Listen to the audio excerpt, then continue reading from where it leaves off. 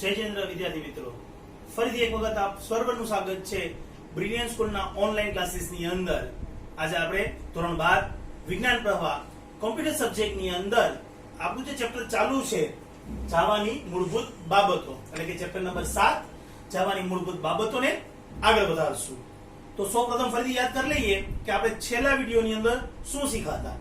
તો કે આપણે લાસ્ટ વિડીયોની અંદર ડેટા ટાઈપ આવી વસ્તુ ભણી ગયા કે જે ડેટા હોય, ડેટા એટલે તો કોઈ પણ વેલ્યુ, કોઈ પણ વસ્તુ, કોઈ પણ નામ, બધી વસ્તુ ડેટા જ કહેવાય.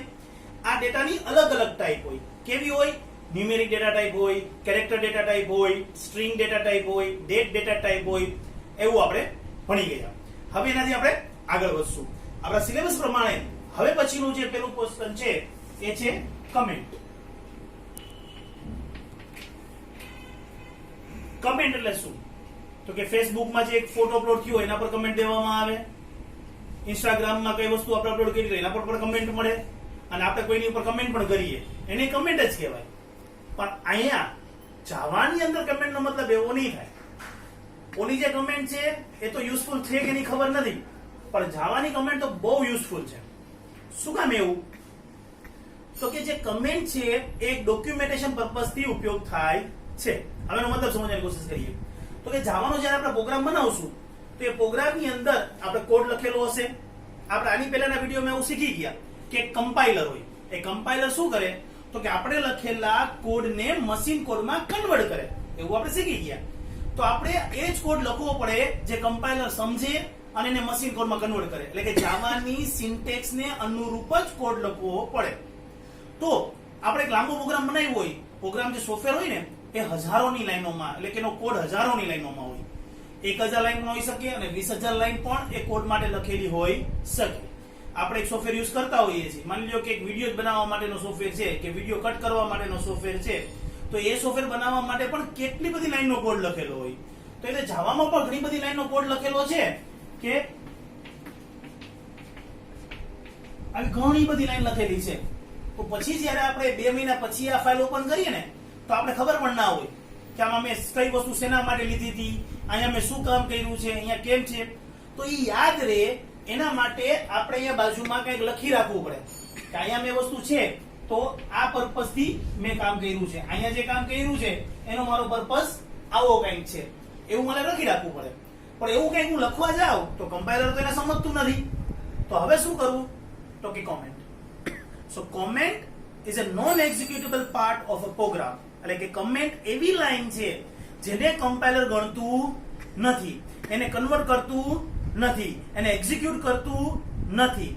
ફક્ત ને ફક્ત પ્રોગ્રામરના ઉપયોગ માટે એને લખવામાં આવે છે કે જ્યારે હું બીજી વાર પ્રોગ્રામ ઓપન કરું તો મને ફરીથી આખી કમેન્ટ જે લખેલી છે વાંચી શકું અને એના ઉપરથી હું મારો આખો પ્રોગ્રામ સમજી શકું. મોટી મોટી કંપનીની અંદર પ્રોગ્રામિંગ જ્યારે થતું હોય તો એક જ પ્રોગ્રામ બનાવવા માટે ઘણા બધા ડેવલપર હોય, એક જ ડેવલપર ના હોય. તો હવે એક ડેવલપરે જે કામ કર્યું છે એ બીજા ડેવલપરને ખબર પડશે નહીં જો કોઈ કમેન્ટ નહીં આપેલી હોય. તો જો કમેન્ટ આપેલી હશે તો એ લખેલું હશે ઇંગ્લિશ લાઈક લેંગ્વેજ કે જે લેંગ્વેજ સમજાય એ લેંગ્વેજમાં લખેલું હશે કે ભાઈ આ વસ્તુ આના માટે કરવામાં આવેલી છે. તો એક બીજો પ્રોગ્રામર તરત સમજી જશે કે ભાઈ આ વસ્તુ આના માટે કરી તો મારે હવે આમ કરવું જોઈએ, નકર આપણને ખબર પડે નહીં. તો એ છે. હવે એના બે પ્રકાર હોય છે. એક હોય છે સિંગલ લાઈન અને એક હોય છે મલ્ટી લાઈન. એટલે કે કમેન્ટ બે પ્રકાર. જો એક જ લાઈનમાં કમેન્ટ દેવી છે તો ફક્ત એ લાઈન એક્ઝિક્યુટ નહીં થાય ને બાકી આગળ પાછળની લાઈન એક્ઝિક્યુટ થશે. અને કોઈ મોટો પેરેગ્રાફના રૂપમાં કમેન્ટ આપી દેવી છે ઘણી બધી લાઈનને તો મલ્ટી લાઈન કમેન્ટ દઈ શકાય. બરાબર? જેમ આપણે વાત થઈ એમ કે કમ્પાઇલર છે એ આપણા કોડને એક્ઝિક્યુટ કરે એની પહેલા કન્વર્ટ કરે છે. તો જે કન્વર્ટ કરે છે ત્યારે એને ખબર પડવી જોઈએ. એને કેમ ખબર પડશે કમેન્ટ છે? તો સિંગલ લાઈન માટે આમ બે સ્લેશ નો ઉપયોગ થાય છે જાવાની અંદર. એટલે કે મેં અહીંયા એક લાઈન લીધી ઇન્ટીજર i equal to 0. હું અહીંયા એમ લખું છું i equal to 5 અને અહીંયા હું આઉટપુટમાં i આપું છું. તો ખરેખર પ્રોગ્રામ શું છે? i ની વેલ્યુ પહેલા 0 છે, પછી મેં એની વેલ્યુ કરી 5 અને આઉટપુટમાં i આપ્યું તો ખરેખર આઉટપુટ મારું આવવું જોઈએ 5. બરાબર ને? કારણ કે i ની વેલ્યુ 5 થઈ ગઈ હતી. પણ એવું નહીં થાય. i ની વેલ્યુ કેટલી બતાવશે? 0 જ બતાવશે. શું કામ? આ લાઈન જે છે એ મારી કમેન્ટ છે, એટલે જે કમ્પાઇલર છે એને કન્વર્ટ કરશે નહીં, એ એક્ઝિક્યુટ થશે નહીં. આ ઇક્વલ ટુ 0 પછી સીધી આ લાઈન એક્ઝિક્યુટ થશે, એટલે આઉટપુટમાં જે મને વેલ્યુ મળશે એ મળશે 0. આને કહેવાય કમેન્ટ. બરાબર? તો આ હતી સિંગલ લાઈન કમેન્ટ, એટલે એમાં ઉપરની નીચેની લાઈન એક્ઝિક્યુટ થાય. હવે આ જ પ્રોગ્રામને હું આવી રીતે કમેન્ટ આપી દઉં, આ બધું કાઢી નાખીએ આપણે ત્યાંના, એટલે આપણે ખબર પડે.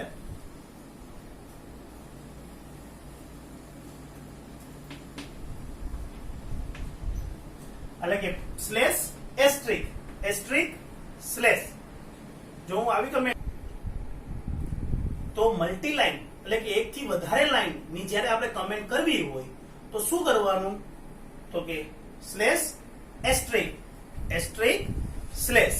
હવે આ ત્રણ લાઈન કમેન્ટમાં વહી ગઈ, એકેય લાઈન એક્ઝિક્યુટ થશે નહીં. આવું શું કામે કરવું પડે? હું આની પહેલા પણ કહી ગયો કે આપણે આપણા પ્રોગ્રામની અંદર કોઈ નોટ દેવી છે, નોટિફિકેશન મૂકવું છે, કઈ સમજમાં આવે એના માટે કઈ વર્ડ લખવા છે, તો આ કમેન્ટનો ઉપયોગ કરવાનો, જેથી કમ્પાઇલર એને એરર ગણશે નહીં. હવે જેમ કે હું લખું છું અહીંયા કે this is for loop, this is for loop. આપણે એક જ લાઈન કમેન્ટ છે એટલે એક જ લાઈનમાં લખીએ ધીસ ઇઝ ફોર લૂપ. હું આવું જ્યારે લખું છું અને કમેન્ટ નથી આપતો તો જાવા આને એરર ગણશે, કારણ કે ધીસ ઇઝ ફોર લૂપ આવી કોઈ સિન્ટેક્સ જાવા આગળ છે નહીં. તો મેં લખેલું છે જાવા એરર ગણે એટલે પ્રોગ્રામ એક્ઝિક્યુટ થાય નહીં. અને જો હું આ ન લખું તો મને ન ખબર પડે કે અહીંયા મેં શું કર્યું છે, તેના માટે શું કરવાનું, આગળ કમેન્ટ મૂકી દેવાની. હવે આ પ્રોગ્રામ ફાઇલમાં રહેશે ખરું, કમ્પાઇલર એને એરર નહીં ગણે અને પ્રોગ્રામ એક્ઝિક્યુટ થશે, અને હું ફાઇલ ખોલીશ ત્યારે મને ખબર પણ પડશે કે અહીંયા મેં શું કરેલું છે. બરોબર વિદ્યાર્થી મિત્રો?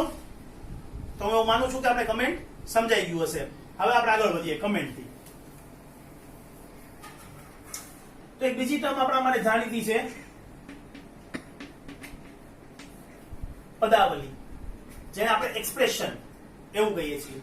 જ્યારે એક થી વધારે વેરિયેબલ એટલે કે કિંમતો અને એના ઉપર થતી પ્રક્રિયાઓ માટેના પ્રક્રિયકો ભેગા થાય ત્યારે એને પદાવલી કહેવામાં આવે છે. એટલે કે એક જ હોય, ખાલી એક સી છે તો એ પદાવલી નથી. પણ હું જ્યારે એવું લખું છું કે સી ઇક્વલ ટુ એ, તો આ એક પ્રકારની પદાવલી છે. હજી હું એમ લખું છું C equal to A plus B, તો આ એક પ્રકારની પદાવલી છે. શું કામ પદાવલી છે? આમાં ત્રણ વેરિયેબલ વાપર્યા છે, સી, એ અને બી, એટલે કે ત્રણ કિંમત વાપરી છે. એક સી જે બે નો ટોટલ કરશે, બીજી એ ની, ત્રીજી બી ની, અને બે પ્રક્રિયકો ઇક્વલ અને પ્લસ એટલે કે બરોબર અને સરવાળો, આવા બે પ્રક્રિયકો વાપરેલા છે. તો જ્યારે આ બધા ભેગા થાય તો પદાવલી બને. આને કહેવાય એક્સપ્રેશન. બરાબર? બહુ સિમ્પલ લોજિક છે, આમાં કઈ વધારે ભણવાનું છે નહીં. પણ આના ઉપરથી આગળનો ટોપિક ભણવાનો છે કે પદાવલી બને ક્યારે, તો કે જ્યારે કિંમતો અને પ્રક્રિયકો ભેગા થાય ત્યારે પદાવલી બને. પ્રક્રિયકો વગર પદાવલી ના બને. હું આ વસ્તુને સી એ બી આમ ના લખી શકું તો આનો કઈ મતલબ જ ના થાય. એમાં જ્યાં સુધી ઇક્વલ અને પ્લસ ના પ્રક્રિયકો નથી આવતા ત્યાં સુધી એનો કોઈ મતલબ રહેતો નથી. એટલે હવે નેક્સ્ટ જે આપણે ભણવાનું છે એ છે પ્રક્રિયકો. બરાબર? પદાવલી તો બહુ સરળ છે, એમાં કઈ છે નહીં, આપણે સમજાય જ ગઈ હશે. અને હવે વાત આવશે પ્રક્રિયકોની. તો પ્રક્રિયકો એટલે શું? તો કે પ્રક્રિયકો એટલે એવા સ્પેશિયલ સિમ્બોલ, એવા સ્પેશિયલ આકૃતિ કે ખાસ પ્રકારના ચિહ્નો કે જે કોઈ વસ્તુ ઇન્ડિકેટ કરે છે અને કોઈ ઓપરેશન એટલે કે કોઈ કાર્ય કરે છે. કોના ઉપર? તો કે આપેલા ઓપરાન્ડ એટલે કે આપેલી કિંમત ઉપર કાર્ય કરે છે. જેમ કે હમણાં આપણે જોઈ ગયા કે c equal to a plus b, તો અહીંયા પ્લસ જે છે એ સિમ્બોલ છે. આ એબીસીડી તો છે નહીં, અંગ્રેજી આલ્ફાબેટમાં a to z આવે, એમાં ક્યાંય આવી સાઈન તો આવતી નથી.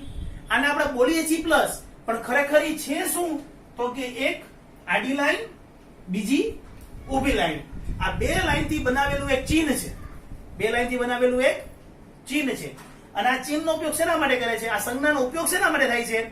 તો કે a અને b આ બંને વેલ્યુનો સરવાળો કરવા માટે, બંને વેલ્યુનો સરવાળો કરવા માટે. એટલે જ્યારે તમને એમ કીધું હોય કે 3 + 5 તો તમને ખબર પડે કે અહીંયા આન્સર શું આવે 8 આવે. પણ હું અહીંયા આ ચિહ્ન બદલાવી નાખું, આમ લખું, તો તમે એનો આન્સર કેટલો કરી નાખશો?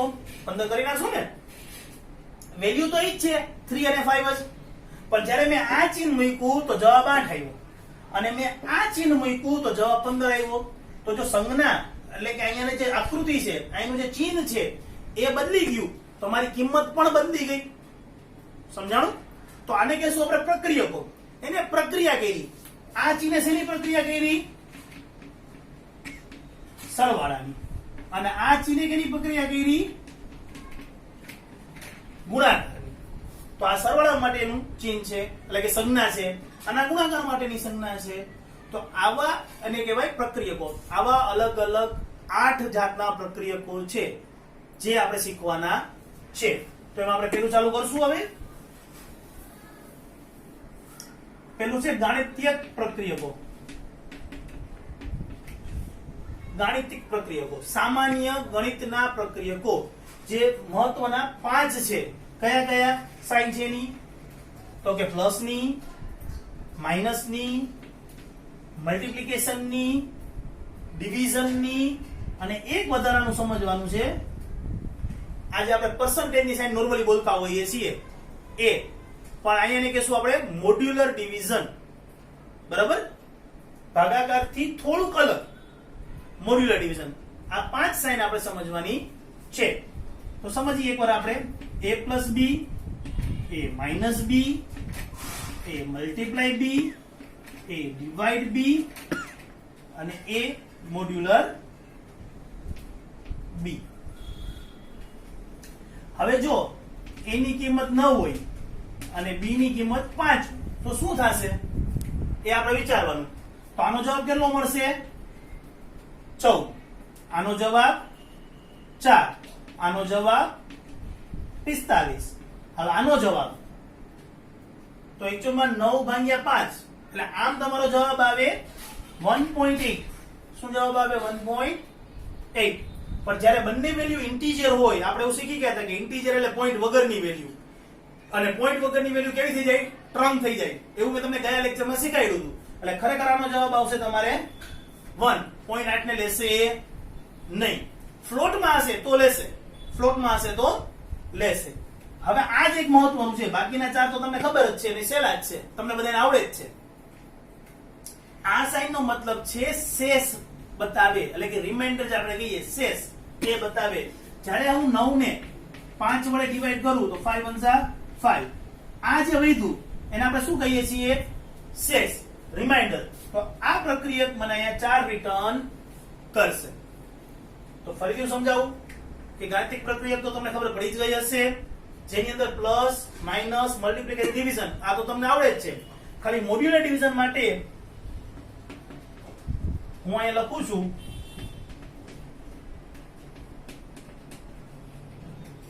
5 સેકન્ડનો સમય આપું છું. આ ત્રણેયનો જવાબ શું આવે તમે વિચારજો. ફરીથી સમજાવી દો પેલા વિચારતા પેલા કે મોડ્યુલર ડિવિઝન છે, આ વેલ્યુ જે છે, આ જે કિંમત છે એને આ કિંમત વડે ભાગતા જે શેષ વધે એ રિટર્ન કરશે. તો તમે વિચારી લીધું હશે એવું માનું છું. હવે હું સમજાવું છું. 9 જે વેલ્યુ છે એ 3 થી ડિવાઈડ થઈ જાય એટલે રિમાઇન્ડર કઈ વધતી નથી, એટલે એનો જવાબ શું આવશે? 0 આવશે, કારણ કે શેષ કઈ વધતું નથી. 16 ને જ્યારે આપણે 3 થી ડિવાઈડ કરીએ તો 3 5 એટલે 15, 3 5 15, તો 15 વયા ગયા તો 1 વધ્યું રિમાઇન્ડર, એટલે એનો શેષ વધશે 1. અને 21 ને 5 થી ડિવાઈડ કરીએ તો અગેન 5 4 20, ફરીથી એક જ રિમાઇન્ડર વધશે, તો અહીંયા 1. આવો જવાબ આવશે. તો આ 4 તો બહુ ઈઝી હતા અને તમે સમજાય જ છે. ફક્ત આ પાંચમો સમજવાનો હતો મહત્વનો, મોડ્યુલર ડિવિઝન જે શેષ રિટર્ન કરે છે. હવે આપણે આગળ વધશું આનાથી. તો ચાલો હવે આપણે બીજો પ્રક્રિયક સમજીએ. એક બીજો પ્રક્રિયક છે ઇન્ક્રીમેન્ટ અને ડિક્રીમેન્ટ પ્રક્રિયક. ઇન્ક્રીમેન્ટ એટલે વધારો કરવું અને ડિક્રીમેન્ટ એટલે ઘટાડો કરવું. આની સાઇન છે પ્લસ પ્લસ અને માઇનસ માઇનસ. પ્લસ પ્લસ ને આપણે કેવું કહેશું? Increment operator. અને માઇનસ માઇનસ ને આપણે કેવું કહેશું? Decrement operator. બહુ સરળ છે. આપણે જ્યારે આવું લખીએ છીએ કે a equal two a plus 5, તો આનો કેવો મતલબ થાય, a ની જે વેલ્યુ હશે એમાં 5 નો ઉમેરો થશે. માની લો કે a ની વેલ્યુ 0 છે તો 0 પ્લસ 5 એટલે a બરાબર 5 થશે. હવે હું ફરીથી લખું છું a equal two a plus 5, તો હવે એની વેલ્યુ કેટલી હતી, 5. 5 વત્તા 5 10 થશે. પણ જો કોઈ કારણસર આપણે એક જ વેલ્યુ વધારવી છે, ટૂંકમાં એકનું જ ઇન્ક્રીમેન્ટ કરવું છે કે એકનું જ ડિક્રીમેન્ટ કરવું છે, તો લાંબી પ્રોસેસ ન કરવી પડે, મારે આવું ના લખવું પડે. a equal two a plus 1 એની જગ્યાએ એક ઓપરેટર આપી દીધો છે પ્લસ પ્લસ, મારે ખાલી એટલું લખવાનું a પ્લસ પ્લસ, બસ. જ્યારે હું એમ લખીશ ને a પ્લસ પ્લસ, તો એની જે વેલ્યુ હશે એમાં એકનો વધારો થઈ જશે. એની જે વેલ્યુ હશે ને એમાં એકનો વધારો થઈ જશે. હવે એની વેલ્યુ 5 હોય તો વેલ્યુ થઈ જશે 6, અને a ની વેલ્યુ 49 હોય તો હવે વેલ્યુ થઈ જશે 50. Similar decrement operator minus minus. હું જ્યારે એમ લખીશ કે b માઇનસ માઇનસ, તો b ની જે વેલ્યુ હશે એમાં એક વેલ્યુનો ઘટાડો થઈ જશે. એટલે કે b ની વેલ્યુ 5 હશે તો હવે થઈ જશે 4, અને b ની વેલ્યુ 49 હશે તો હવે થઈ જશે 48. સમજાણું? એટલે કે a ની વેલ્યુ 5 હોય અને પ્લસ પ્લસ કરું તો 6 થઈ જાય, અને b ની વેલ્યુ 5 છે પણ માઇનસ માઇનસ કરું તો 4 થઈ જાય. બરાબર? આ પ્લસ પ્લસ ઓપરેટર એક વેલ્યુનો વધારો કરે, માઇનસ માઇનસ ઓપરેટર એક વેલ્યુનો ઘટાડો કરે. સમજાઈ ગયો? બીજો ઓપરેટર બહુ સિમ્પલ ઓપરેટર છે, ઇન્ક્રીમેન્ટ અને ડિક્રીમેન્ટ. ઇન્ક્રીમેન્ટમાં એક વેલ્યુ વધે, એક વેલ્યુ એક જ, જે કિંમત હોય એમાં એક વધારો થાય, અને ડિક્રીમેન્ટમાં એક વેલ્યુનો ઘટાડો થાય. તો આ હતું આપણો બીજા ઓપરેટર. હવે આપણે આગળ વધીએ.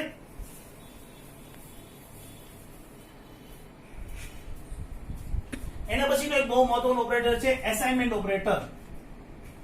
વેલ્યુ આપવી, એસાઇન કરવી. આપણે કોઈ પણ વેલ્યુ આપતા હોય ને, આપણે કહીએ કે ધારો કે x બરાબર આ છે અને y બરાબર આ છે, બરાબર, કે x ની કિંમત આ છે અને y ની કિંમત આ છે, એવું જ્યારે આપણે કહેતા હોઈએ છીએ ત્યારે આપણે એ કિંમતને x માં આપીએ છીએ, એસાઇન કરીએ છીએ. એના માટેનો ઓપરેટર જે આપણા નોર્મલ છે એ છે ઇક્વલ ની સાઇન. જ્યારે હું એવું લખું છું a ઇક્વલ ટુ 3, તો આ ત્રણ વેલ્યુ હું કોને એસાઇન કરું છું, એને. મતલબ કે ઇક્વલ ની આપણી રાઈટ સાઈડ જે વેલ્યુ છે એ ઇક્વલ ની લેફ્ટ સાઈડ જે વેરિયેબલ છે એને એસાઇન થાય છે. જેમ કે આમ લખું b ઇક્વલ ટુ 5, તો આનો શું મતલબ થશે, 5 માં જે વેલ્યુ છે ઈ કોને જશે, b ને. 5 માં જે વેલ્યુ છે ઈ કોને જશે, b ને. હવે આવું લખું છું b ઇક્વલ ટુ c, તો શું થશે, વિચારો તો શું થશે. ચલો 5 સેકન્ડ. 1 2 3 4 5. ચલો બહુ જ સિમ્પલ છે. c ની જે વેલ્યુ હશે એ b ને અસાઇન થશે. એટલે જો c ની વેલ્યુ 10 હશે તો હવે b ની વેલ્યુ એ 10, અને c ની વેલ્યુ 20 હશે તો હવે b ની વેલ્યુ પણ 20. બહુ જ સિમ્પલ ઓપરેટર છે. અસાઇનમેન્ટ ઓપરેટર રાઈટ સાઈડ ની વેલ્યુ ને લેફ્ટ સાઈડ અસાઇન કરે. બહુ જ સિમ્પલ વાત છે. રાઈટ સાઈડ ની વેલ્યુ ને લેફ્ટ સાઈડ અસાઇન કરે. તો આ આપણો તો ત્રીજો પ્રક્રિયા. હવે એના પછી આવશે ચોથા પ્રક્રિયા તરફ આગળ વધીએ.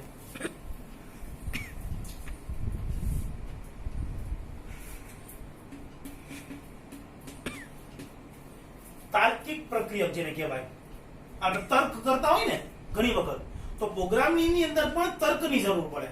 એટલે કે અમુક ઓપરેટર એવા છે જેને આપણે એક કરતા વધારે, જ્યારે આપણી પાસે કોઈ કન્ડિશન હોય કે આપણી પાસે કોઈ એવી પ્રક્રિયા છે જેમાં એક એન્ડ ઓર અને નોટ. એન્ડ માટેની જે સાઇન છે એ છે 2 ટાઈમ એમ્પરસન, બે વખત એન્ડ ની સાઇન. ઓર માટેની જે સાઇન છે એ છે બે વખત પાઇપની સાઇન, અને નોટ માટેની સાઇન જે છે એ છે ઉદ્ગાર ચીહ્ન. બરાબર? તો આ ત્રણ પ્રકારની સાઇન તમારે જોવાની હોય છે. આનો ઉપયોગ સમજીએ. તમે એક્ઝામમાં પાસ થયા ક્યારે ગણાય?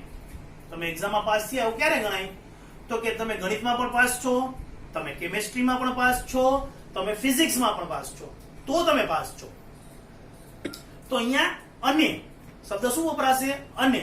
ગણિતમાં પણ પાસ થવાનું, અને ફિઝિક્સમાં પણ પાસ થવાનું, અને કેમેસ્ટ્રીમાં પણ પાસ થવાનું. એને આપણે કહીશું એન્ડ. એટલે જ્યારે આવું ચેક કરાવડાવવું હોય તો બધી કન્ડિશનમાં શું મૂકવું પડે? આવી સાઈન મૂકવી પડે. એટલે કે મેથ્સ જે છે ઈ કેટલા આવવા જોઈએ? 35 થી વધારે આવવા જોઈએ ને તમારા, બરાબર? કે 40 થી હોય તો 40 થી વધારે આવવા જોઈએ. કેમિસ્ટ્રી પણ 35 થી વધારે હોવું જોઈએ, ફિઝિક્સ એ 35 થી વધારે હોવું જોઈએ. પણ બધાની વચ્ચે શું આવશે? એમ.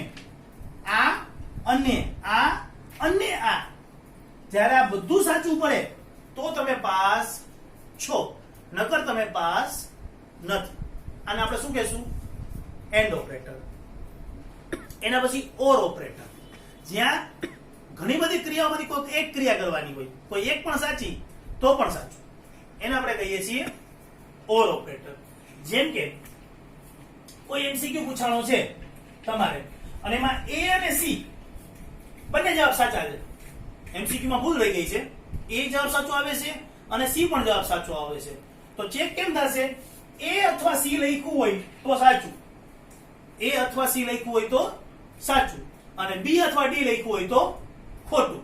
તો એ ઓર સી, એટલે એ લખ્યું હોય તોય સાચું અને સી લખ્યું હોય તોય સાચું. બંનેમાંથી કોઈ પણ એક કન્ડિશન સાચી તો પણ જવાબ સાચો. એને આપણે કહીશું ઓર. એના માટે આવી સાઈનનો ઉપયોગ થવાનો, એ પાઇપ સી. એટલે એ હોય તોય તમારો માર્ક મળે અને સી લખ્યું હોય તો પણ તમને માર્ક મળે. થઈ ગયું ક્લિયર? હવે એક ઓપરેટર છે નોટ. આ રિવર્સ કામ કરે છે. હા હોય એને ના કરે અને ના હોય એને હા કરે, બરોબર ને? મારે બહાર ફિલ્મ જોવા જવું છે અને મારે ફિલ્મ જોવા જવું નથી તો નથી, નોટ લાગી ગયું. એટલે શું થઈ ગયું? જે હા હતી એની ના થઈ ગઈ. ના હોય તો શું થઈ જાય? હા થઈ જાય. પ્રોગ્રામિંગમાં આનો ઉપયોગ આવશે ત્યારે આપણે વધારે સમજી શકશું કે પ્રોગ્રામિંગનો ઉપયોગ કેવી રીતે કરશું, એ જ્યારે આપણે નેક્સ્ટ ચેપ્ટરમાં જવાનું એક્ચ્યુઅલ પ્રોગ્રામિંગ ચાલુ કરશું ત્યારે. અત્યારે આપણે જે કંઈ શીખીએ છીએ ને એ પ્રોગ્રામિંગ કરતી વખતે આ બધી વસ્તુનો ઉપયોગ કરવાનો છે એટલે સમજી છીએ. પહેલા આપણે સમજી ગયા કે વેરિયેબલ શું હોય, પછી એને કોન્સ્ટન્ટ શું હોય, પછી એની ડેટા ટાઈપ શું હોય, પછી કમેન્ટ શું હોય, અને હવે આપણે પ્રક્રિયકો શું હોય સમજીએ છીએ. શું કામ આવું બધું સમજીએ છીએ? કે પ્રોગ્રામિંગ કરવા બેસશું ત્યારે બધી વસ્તુનો ઉપયોગ કરવાનો છે, બરાબર? તો બહુ સિમ્પલ છે. તાર્કિક 3 પ્રક્રિયા છે, એન્ડ, ઓર અને નોટ. એન્ડ એટલે અને, ઓર એટલે અથવા, અને નોટ એટલે ઊંધું. હા હોય તો ના અને ના હોય તો હા, બરાબર? હવે આપણે ફરીથી એક નવો પ્રક્રિયા શીખશું જેને કહીએ છીએ આપણે રિલેશનલ સંબંધ, બરાબર? બે વેલ્યુ વચ્ચેનો સંબંધ દર્શાવતો પ્રક્રિયક રિલેશન ઓપરેટર. તમે જાણો છો કયા કયા છે? Greater than equal. નોર્મલી આપણે બુકમાં આમ લખીએ ગ્રેટર ધેન ઇક્વલ, પણ કોમ્પ્યુટરમાં એ ટાઈપ થઈ શકે નહીં, એવો કોઈ સિમ્બોલ નથી. એટલે કોમ્પ્યુટરમાં આમ લખવાનું greater than equal, less than equal. આ ચાર તો બહુ સહેલા છે. હવેના બે મહત્વના સમજવાના છે, કારણ કે એ કોઈ ઇક્વલ આપણે એવું લખી કે a બરાબર b છે કે નહીં, પણ હમણાં જ આપણે જોઈ ગયા કે ઇક્વલ શેના માટે છે? તો કે અસાઇનમેન્ટ ઓપરેટર છે. તો જ્યારે કમ્પેર કરવું હોય તો પછી ઇક્વલ ન હાલે, બરાબર? એટલે શું દેવું પડે? ઇક્વલ બે વાર દેવાનું. મતલબ હું જ્યારે આમ કરું છું a બરાબર b, તો b ની વેલ્યુ કોને જશે? a ને જશે. અને જ્યારે હું આમ કરું છું a ઇક્વલ ટુ b, તો આ બંને વેલ્યુ કમ્પેર થશે. બંને વેલ્યુને કમ્પેર કરીને જવાબ આપશે કે એમ છે કે નહીં. એક એક્ઝામ્પલ થી સમજીએ. a ની વેલ્યુ 5, b ની વેલ્યુ 7. હવે જ્યારે હું a ઇક્વલ ટુ b લખું તો b માં કેટલા હતા? 7. ઈ કેને જશે? a ને. એટલે a ની વેલ્યુ થઈ જશે 7 અને b ની વેલ્યુ પણ કેવી થઈ જશે? 7. હવે આ નહીં, અને હું આમ લખું છું a ઇક્વલ ટુ b, તો આની વેલ્યુ 5 છે અને આની વેલ્યુ 7 છે. ઈ કમ્પેર કરશે. 5 અને 7 બે હરખા છે? તો કે નથી. તો આનો જવાબ શું આપશે? નો. શું જવાબ આપશે? નો. પણ જો આ પણ 7 હોત, બંને 7 થઈ જાય, તો અહીંયા જવાબ આપત યસ. એટલે ઇક્વલ શું કરે છે? બંને વેલ્યુને કમ્પેર કરે. જો બે સરખી હોય તો યસ આન્સર આપે, અને બે સરખી ના હોય તો નો આન્સર આપે. જેમ કે અહીંયા આપણે સમજી શકીએ. ફરીથી આ એક્ઝામ્પલ લઈએ. a 5 અને b 7. હવે હું અહીંયા લખું દરેકમાં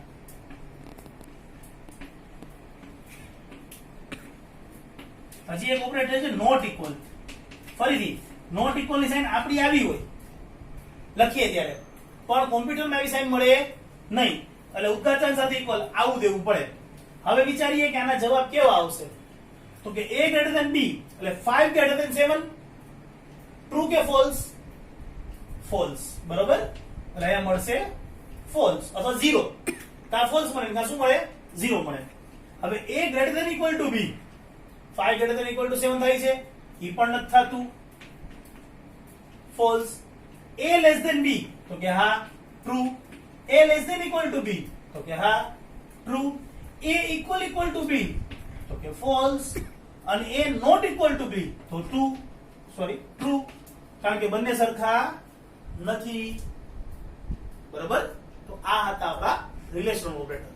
greater than equal, less than equal અને નોટ ઇક્વલ.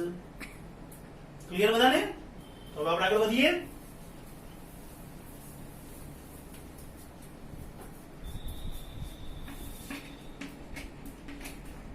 આગળ આવે છે short hand operator. Short hand એટલે કે હાથો નાનો કરી નાખવો. બહુ બધા નહોતું હતું, પણ માની લ્યો કે મારો કોઈ વેરિયેબલ છે સેમસંગ. હવે મારે એવું કરવું છે કે Samsung equal to Samsung plus 5.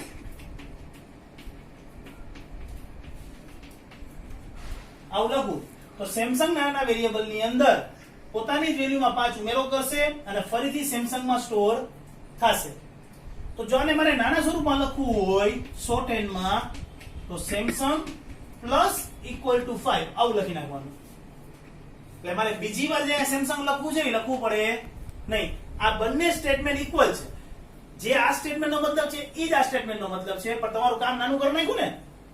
આ જે લાંબુ પદાવલી હતી એ પદાવલી કેવી થઈ ગઈ? ટૂંકી થઈ ગઈ. એટલે એને શું કહેવામાં આવે છે? Short hand operator. એ બધા જ છે. a પ્લસ ઇક્વલ ટુ 3 તો a equal two a plus 3 કહેવાય. a માઇનસ ઇક્વલ ટુ 3 તો a equal two a minus 3 કહેવાય. b મલ્ટીપ્લાય ઇક્વલ ટુ 4 તો b equal to b multiply 4 કહેવાય. ટૂંકમાં પ્લસ માઇનસ એડિશન ડિવિઝન જે પણ કયું મલ્ટીપ્લિકેશન બધા માટે આ શોર્ટ હેન્ડ ઓપરેટરનો ઉપયોગ થાય. કંઈ જ નથી. સરવાળા ગુણાકાર ભાગાકાર બાદબાકી ને જ એક નવું સ્વરૂપ આપ્યું છે. કામ તો એ જ કરશે, સરવાળો જ કરશે. પ્લસ ની સાઈન સરવાળો જ કરશે અને માઇનસ ની સાઈન બાદબાકી જ કરશે, પણ લાંબુ ના લખવું પડે એટલે ટૂંકમાં કામ પતે એના માટે આ ઓપરેટર આપવામાં આવેલા છે, જેને આપણે શોર્ટ હેન્ડ ઓપરેટર કહીએ છીએ. ચાલો બસ હવે એક છેલ્લો બાકી છે જેને આપણે ભણવાનો છે, એ છે કન્ડિશનલ ઓપરેટર જેને કહીએ છીએ. એની અંદર આવી સાઈન છે એટલે આમ તો બને ભેગી લખવાની, ક્વેશ્ચન માર્ક અને કોલન ની સાઈન. બરાબર, તો આ ઉપયોગ કેવી રીતે થાય છે? તો કે સૌથી પહેલા એક વિધાન દેવામાં આવે, પછી ક્વેશ્ચન માર્ક, પછી સાચું પડે એની વેલ્યુ, પછી કોલન, અને પછી ખોટું પડે એની વેલ્યુ. આવી રીતે દેવામાં આવે છે. એટલે અહીંયા આપણે શીખી ગયા કે હું એમ લખું કે a ગ્રેટર ધેન b. જો સાચું પડે તો a અને ખોટું પડે તો b. આવો એક ઓપરેટર છે. આ શું કામ કરે સમજો ફરીથી. જો a ગ્રેટર ધેન b હશે એટલે કે a b થી મોટો હશે, કન્ડિશન સાચી પડશે તો શું રિટર્ન કરશે? a એટલે મોટી વેલ્યુ રિટર્ન થશે. અને a greater than b condition ખોટી પડશે. કન્ડિશન ખોટીનો મતલબ છે મોટી વેલ્યુ કઈ થઈ? b. તો શું રિટર્ન કરશે? b રિટર્ન કરશે. બરાબર, એટલે આ કોઈ પણ કન્ડિશનમાં જે વેલ્યુ મોટી હશે ને એ જ રિટર્ન કરશે. a મોટો હશે તો a રિટર્ન કરશે ને b મોટો હશે તો b રિટર્ન કરશે. આ આપણું છે કન્ડિશનલ ઓપરેટર્સ. તો અહીંયા આપણે તમામ પ્રકારના ઓપરેટર ભણી ગયા. બરાબર, હવે હું એક વખત લખું છું, આપણે જોઈ લઈએ. Plus minus multiply division modular division. આને આપણે કીધું ગાણિતિક પ્રક્રિયક. પછી આપણે રિલેશનલ, એમાં greater than equal, less than equal, equal અને નોટ ઇક્વલ. Increment decrement. શોર્ટમાં લખ્યું છે મેં પ્લસ પ્લસ માઇનસ માઇનસ. પછી તાર્કિક એન્ડ, ઓર ને નોટ. પછી અસાઇનમેન્ટ ઓપરેટર ઇક્વલ, પછી શોર્ટ ઓપરેટર એટલે એ તો પદાવલી થઈ ગઈ. a plus equal to 2, a minus equal to 2, a multiply equal to 2, a division equal to 2, a modular division equal to 2 બધા માટે યુઝ થઈ શકે. અને છેલ્લે કંડિશનલ ઓપરેટર્સ. બરાબર? તો બે સેકન્ડ માટે કહું છું, તમે સ્ક્રીનશોટ લઈ લ્યો.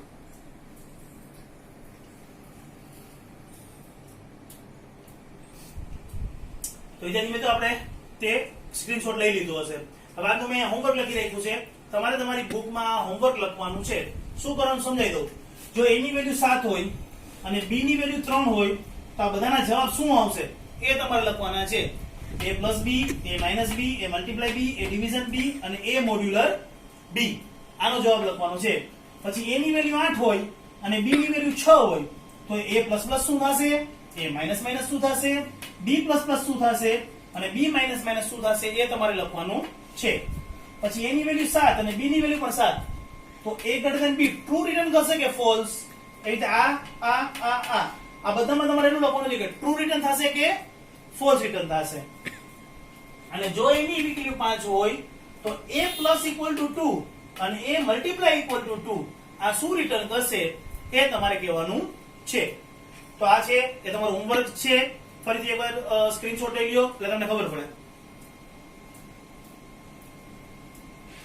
ચાલો તો તમે તમારું હોમવર્ક કરી લીધો છે, સ્ક્રીનશોટ લઈ લીધો છે હું માની લઉં છું. આ વસ્તુ તમારે બુકમાં લખવાની છે. હવે પછી આગળના લેક્ચરમાં આપણે કંડિશનલ ઓપરેટર્સ કેવી રીતે યુઝ થાય છે, કન્ડિશન કેવી રીતે મુકાય છે, લૂપિંગ કેવી રીતે મુકાય છે એના વિશે અભ્યાસ કરીશું.